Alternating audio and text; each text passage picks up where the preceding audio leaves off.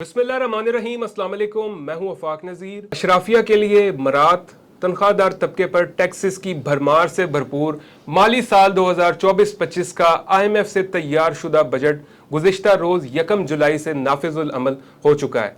1700 अरब रुपए के जो इजाफी टैक्सेस लगाए गए हैं हुकूमत की जानिब से, ये महंगाई का नया तूफान लेकर आएंगे।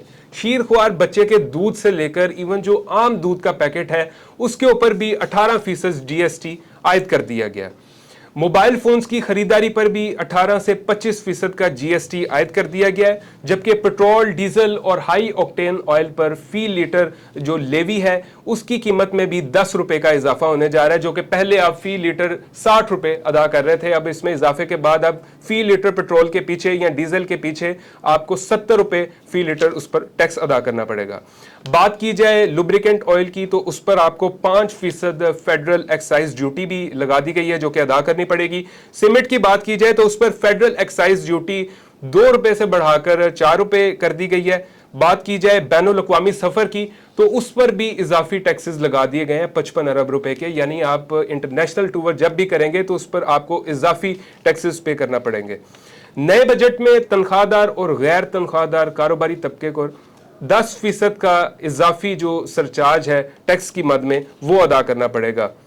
बात कर ली जाए जो लोग माहाना लाख रुपया जिनकी इनकम है और जो पहले उस पर बजट से पहले टैक्स पे कर रहे थे और अब इस बजट के बाद उनको दुगना टैक्स पे करना पड़ेगा। जो लाख के पीछे पहले आधा टैक्स पे कर रहे थे अब उन्हें डबल टैक्स पे करना पड़ेगा। कारोबारी तबके को 50% तक इनकम टैक्स अदा करना पड़ेगा, लेकिन जो हाजिर सर्विस रिटायर्ड सिविल और फौजी अफसरान हैं उनको प्रॉपर्टी की फरोख्त या ट्रांसफर पर टैक्स से इस्तिस्ना दे दिया गया। नॉन फॉइलर्स की जो जिन कंपनियों ने सिम्स ब्लॉक नहीं की उनको 5 से 10 करोड़ रुपए का जो जुर्माना है वो अदा करना पड़ेगा। अफगानिस्तान से फल सब्जियों की दरामद, ट्रैक्टर्स, मेडिकल किट्स पर 18% GST आयद कर दिया गया है। जबकि बात की जाए बिल्डर्स की, डेवलपर्स की, उनकी तामीरात, रिहायशी और कमर्शियल प्रॉपर्टी की फरोख्त पर 10 से 15% टैक्स अब अदा करना पड़ेगा।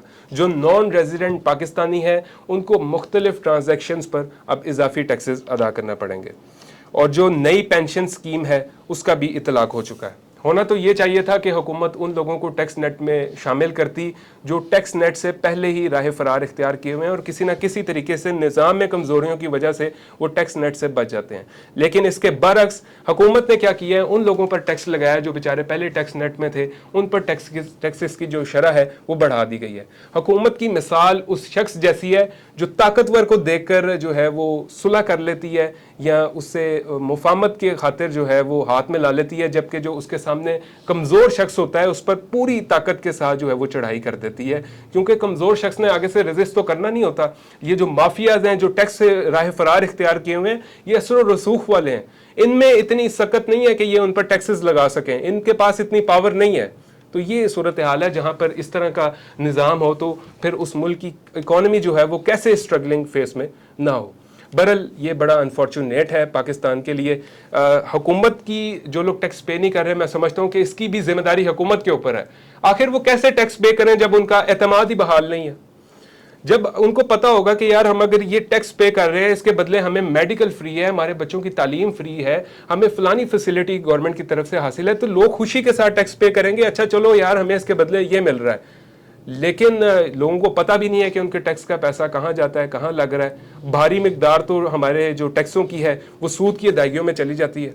ये सूरत हाल है और माहिरीन ने खबरदार कर दिया है कि इससे महंगाई का नया तूफान आ क्या रहा है, बल्कि आ चुका है। तो ये वो सूरत हाल है माली साल 2024-25 के बजट के ऊपर।